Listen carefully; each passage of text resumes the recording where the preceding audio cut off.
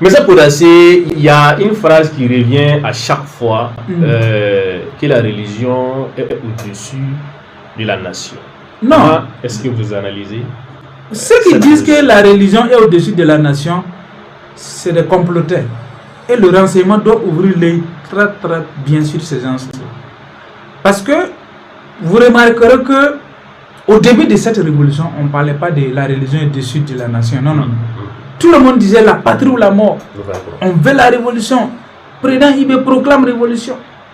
Mais dès qu'il a proclamé révolution, on a commencé à avancer. Donc, depuis un moment, ceux qui veulent déstabiliser, parce que parmi eux, certains commencent déjà à prédire la fin de la révolution. Hein. Donc, j'en connais, mais je ne vais pas citer les noms ici.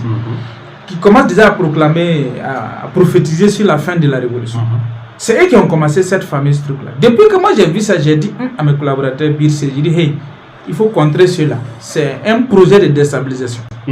C'est une façon de la jeunesse musulmane, patriote, qui soutient IB, qui soutient la nation burkinabé, qui soutient l'AIS, qui soutient l'Afrique, qui veut l'émancipation de l'Afrique, qui veut la souveraineté de l'Afrique, enlever ce fibre patriotique-là en eux, afin de pouvoir les utiliser à leur fin. Parce que si les jeunes là restent patriotes, disent que j'aime ma patrie, quand on va dire sortir déstabiliser, ils vont refuser. Mais si on les endoctrine, tel que Einstein disait que la religion c'est l'opium du peuple. L'opium, une drogue. C'est comme une drogue. Si vous les droguez, que la religion est au-dessus de la nation, donc c'est une façon de les apatrider doucement, doucement à travers la religion. En ce moment, il va dire, bon, je mets la religion devant, la nation derrière. Donc quand on va lui dire, à cause de la religion, surtout actuellement, les gens commencent à manifester, à manipuler que non, quand on est en train de combattre l'islam. Tout ça, c'est de la manipulation. Donc on va dire, bon, sortez défendre l'islam, on est en train de combattre l'islam. Donc, les jeunes, quand on a dit de dire que la religion est au-dessus de la nation, ils vont sortir. Après, peut-être, ils vont faire des dégâts.